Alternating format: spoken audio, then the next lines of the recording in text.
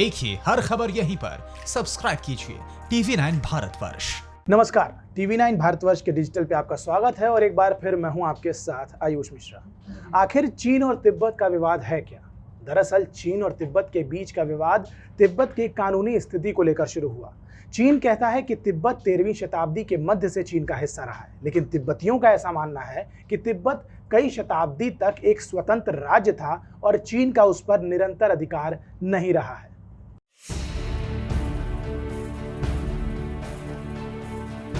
Mongol राजा Kublai Khan ने yuan राजवंश की स्थापना की थी और तिब्बत ही नहीं बल्कि चीन, वियतनाम और कोरिया तक अपने राज्य का विस्तार किया था।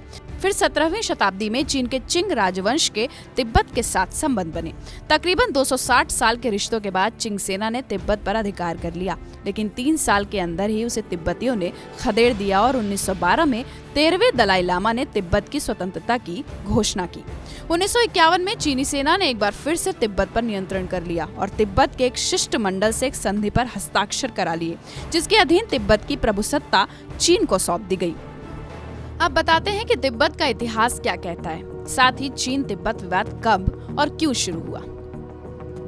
मुख्यतः बौद्ध धर्म को मानने वाले लोगों के इस सुदूर इलाके को संसार की छत के नाम से भी जाना जाता है। चीन में तिब्बत का दर्जा एक स्वायत्तशासी क्षेत्र के तौर पर है। चीन का कहना है कि इस इलाके पर सदियों से उसकी संप्रभुता रही है, जबकि बहुत से तिब्बती लोग अपनी वफादारी अपने निर्वासित आध्यात्मिक नेता दलाई लामा के प्रति रखते हैं। दलाई लामा को उनके अनुयायी एक जीवित ईश्वर के तौर पर देखते हैं, तो वहीं दूसरी ओर चीन उन्हें एक अलगाववादी खतरा मानता आया है। तिब्बत का इतिहास काफी उथल पुथल भरा दिखाई देता है।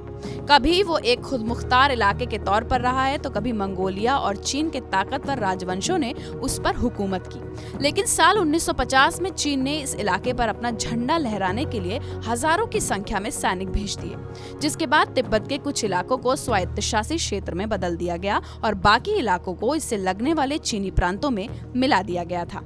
लेकिन साल 1959 में चीन के खिलाफ हुए एक नाकाम विद्रोह के बाद 14वें दलाई लामा को तिब्बत छोड़कर भारत में शरण लेनी पड़ी, जहां उन्होंने निर्वासित सरकार का गठन किया। 60 से 70 के दशक में चीन की सांस्कृतिक क्रांति के दौरान तिब्बत के ज्यादातर बौद्ध विहारों को नष्ट कर दिया गया। माना जाता है कि दमन और सैनिक शासन के दौरान हजारों तिब्बतियों की जानें गई थीं। चीन और दलाई लामा का इतिहास ही चीन और तिब्बत का इतिहास है। सन 1409 में जे सिखाम्पा ने जेलग स्कूल की स्थापना की थी। इस स्कूल के जरिए बौद्ध धर्म का प्रचार किया जाता था। ये जगह भारत और चीन के बीच थी। इसी स्कूल के सबसे चर्चित छात्र थे गेंदुन द्रुप। गेंदुन आगे चलकर पहले दलाई लामा बने। बौद्ध धर्म के अनुयायी दलाई लामा को एक रूपक की तरह देखते हैं। इन्हें करुणा के प्रतीक के रूप में देखा जाता है। दूसरी तरफ इनके समर्थक अपने नेता के रूप में भी इन्हें देखते हैं। दलाई लामा को मुख्य रूप से शिक्षक के तौर पर देखा जाता है। लामा का मतलब गुरु होता है। लामा अपने लोगों को सही रास्ते पर चलने की प्रेरणा देते हैं। तिब्बती बौद्ध धर्म के नेता दुनिया भर के सभी बौद्धों का मार्गदर्शन करते हैं। दलाई लामा की चुनावी प्रक्रिया को लेकर ही विवाद रहा। 13वें दलाई लामा ने 1912 में तिब्बत को स्वतंत्र घोषित कर दिया था। तकरीबन 40 साल बाद चीन के लोगों ने तिब्बत पर आक्रमण किया और चीन का यह आक्रमण तब तक हुआ जब तक 14वें दलाई लामा के चुनाव की प्रक्रिया चल रही थी।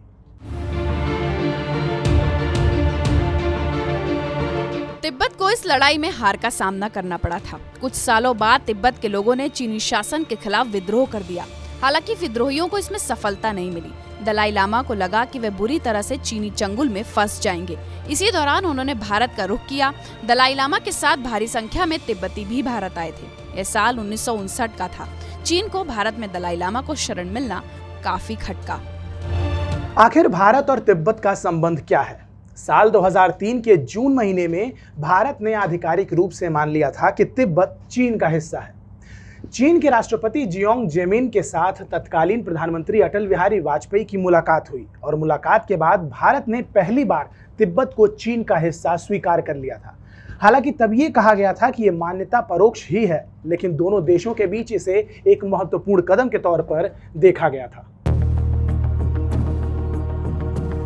अटल बिहारी वाजपेयी और जियांग जेमिन की बातचीत के बाद चीन ने भी भारत के साथ सिक्किम के रास्ते व्यापार करने की शर्त मान ली थी। तब इस कदम को इस नजरिए से देखा गया कि चीन ने भी सिक्किम को भारत के हिस्से के रूप में स्वीकार कर लिया है। भारतीय अधिकारियों ने उस वक्त ये कहा था कि भारत ने पूरे तिब्बत को मान्यता नहीं दी है, जो कि चीन का एक बड़ा हिस्सा है। बल्कि भारत ने उस हिस्से को ही मान्यता दी है जिसे स्वायत्त तिब्बत क्षेत्र माना जाता है। 1951 तिब्बत के एक शिष्टमंडल से एक संधि पर हस्ताक्षर करवा लेने के बाद तिब्बत की प्रभुसत्ता चीन को सौंप दी गई, जिसके बाद दलाई लामा भारत भाग गए और तभी से वे तिब्बत की स्वायत्तता के लिए संघर्ष कर रहे हैं। तो देखने वाली बात ये होगी कि ये 14वें दलाई लामा का जो तिब्बत के लिए संघर्ष है ये कब तक चलता है और कब जाकर सफल होता है। देखने वाली बात ये भी होगी कि भारत इसमें क्या रोल निभाता है। खैर, इस मुद्दे पर आपकी क्या राय है ये हमें कमेंट सेक्शन में जरूर बताइएगा। अगर आपको हमारी ये वीडियो पसंद आई तो इसको लाइक कीजिए, शेयर कीजिए। बाकी देश और दुनिया की तमाम खबरों के लिए बने रहिए, देखते रहिए TV9 भारतवर्ष। नमस्कार।